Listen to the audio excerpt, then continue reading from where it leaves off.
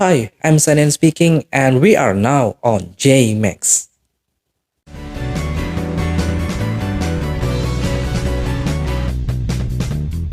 JMax adalah program baru yang ada di channel YouTube M Sandi N, di mana JMax akan memberikan informasi-informasi terupdate tentang dunia Jepangan, seperti anime, musik Jepang, atau hal-hal yang menarik di Jepangan. Jadi buat lo yang suka dengan dunia-dunia Jepangan kayak gue, tepat banget, lo harus nonton JMax. Gak usah lama-lama, langsung aja di berita utama ada anime news. Check it out. Kabar yang cukup mengejutkan dan mungkin membuat sedih untuk beberapa penggemarnya datang dari anime Boruto Naruto Next Generations. Baru-baru ini situs resmi Naruto Official mengumumkan bahwa anime Boruto Naruto Next Generations akan segera memasuki masa hiatus.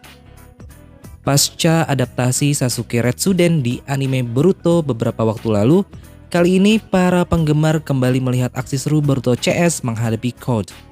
Ini merupakan adaptasi dari Code Invasion Arc yang didasarkan pada chapter 56. Hingga sekarang, pada manga Boruto Naruto Next Generations, siapa sih yang sedih Boruto mau hiatus? Bagi pecinta anime ahem-ahem, serial yang berjudul Overflow cukup menarik perhatian. Anime Overflow diadaptasi dari manga keluaran tahun 2018 karya Kaiduka yang bergenre romantis erotis, sehingga kisahnya disuguhkan hanya bagi pembaca yang berusia 17 tahun ke atas loh. Meski hanya dirilis dalam serial pendek, anime Overflow menarik perhatian banyak penggemar anime karena jalan ceritanya yang membuat orang larut dalam romantisme. Anime Overflow menceritakan tentang anak laki-laki bernama Kazushi Sudo dengan dua teman masa kecilnya yang masing-masing bernama Ayane dan Kotone. Ketiganya berpisah karena Sudo pergi kuliah dan hidup sendiri di apartemen. Kesibukan masing-masing membuat mereka sangat jarang bertemu. Anime ini akan memberikan bumbu-bumbu romantis khusus dewasa. Apakah kamu sudah nonton? Kekuatan yang Fortnite miliki dalam mendulang masa keemasannya memang nggak perlu kita ragukan lagi. Game Battle Royale ini kerap melakukan kolaborasi dengan beberapa film ternama. Kini Fortnite juga menggelar kolaborasi dengan Attack on Titan loh, yang baru aja meluncurkan episode terbaru awal bulan ini. Kerjasama keduanya sendiri berlangsung bersamaan dengan peluncuran Chapter 2 Season 4 dari Fortnite. Satu karakter utama dari anime tersebut, Eren Yeager, sudah pasti akan muncul ke dalam Fortnite.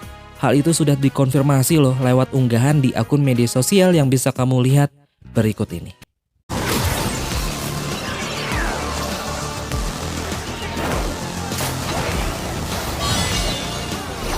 Eren Yeager muncul sebagai salah satu karakter dalam musim keempat dari Chapter 2 yang akan mereka sebut dengan sebutan Mega. Epic Games juga tampaknya akan menggunakan tema futuristik buat musim depan, yang terlihat dengan jelas dari bentuk bangunan yang mereka tampilkan dalam trailer.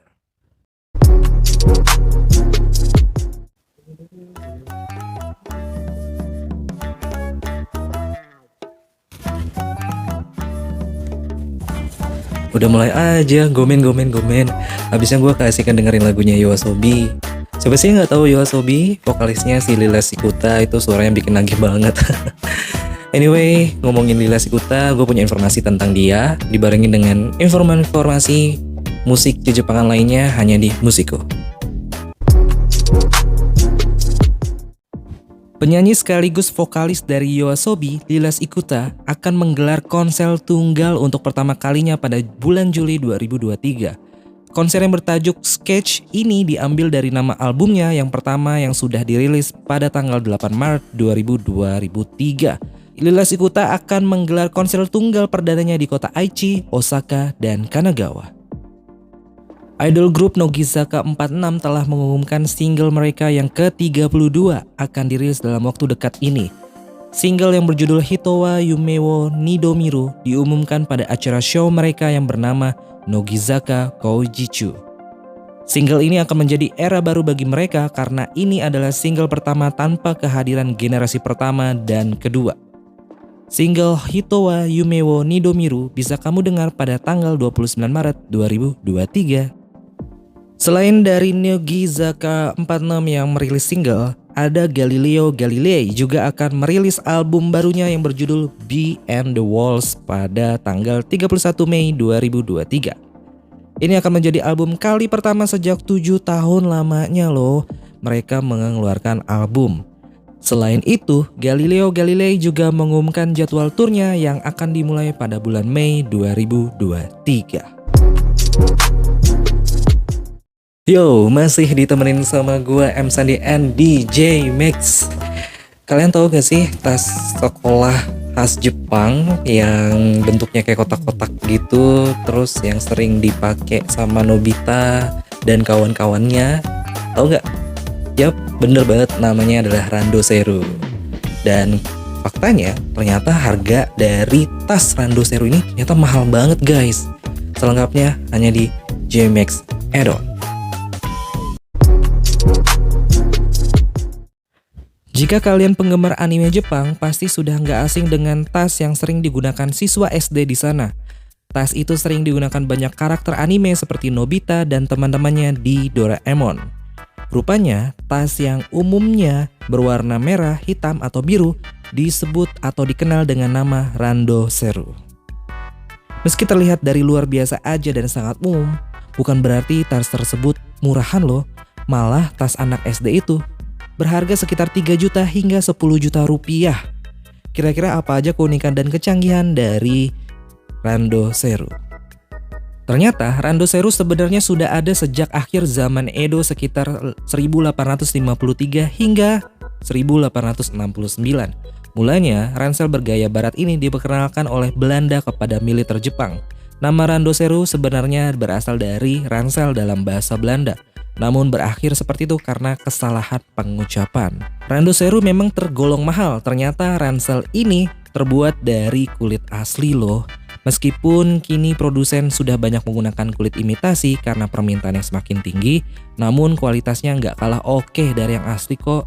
Randoseru dirancang oleh desainer profesional menggunakan teknik dan detail dengan kualitas terbaik. Selain itu, tas ini juga tidak diproduksi menggunakan mesin untuk tetap menjaga kualitasnya. Mengingat tas ini akan digunakan siswa SD dari kelas 1 hingga kelas 6, hal itu berarti orang tua hanya akan mengeluarkan uang sekali dalam 6 tahun untuk membeli sebuah tas. Nggak berhenti sampai di situ aja, salah satu yang membuat Randoseru ini mahal adalah konsepnya yang dipikirkan secara matang. Ransel ini dibuat dengan pengetahuan tubuh manusia agar tetap nyaman, aman, dan enggak menimbulkan efek negatif saat digunakan anak-anak. Bentuk tas ini dibuat kokoh dan kaku untuk membentuk tulang punggung yang lurus karena anak-anak SD berada dalam usia yang cocok dalam pembentukan postur tubuhnya. Makanya tas ini dapat membiasakan anak-anak untuk berdiri secara tegap dan tidak bungkuk. Jepang memang dikenal sebagai negara yang juara dalam perkembangan teknologi. Pemerintah melengkapi Randoseru dengan fitur keamanan berupa tombol GPS yang terhubung dengan orang tua di rumah, sekolah, atau kantor polisi. Tombol tersebut mudah ditekan oleh anak-anak saat berada dalam keadaan bahaya atau memerlukan bantuan. Itulah yang membuat Randoseru menjadi makin mahal. Kita udah sampai di penghujung acara JMax. Sedih banget ya, episode pertama udah sampai di ujung acara. Anyway, yang masih belum puas dengan episode pertama JMax, lu bisa untuk subscribe video channel YouTube M Sandi N ini agar nggak ketinggalan episode-episode selanjutnya di JMax. Ya, semoga lu terpuaskan dengan informasi-informasi yang gue bagikan di JMax. Kalau gitu, gue M Sandi N pamit dan semua akan wibu pada waktunya. Mata nih.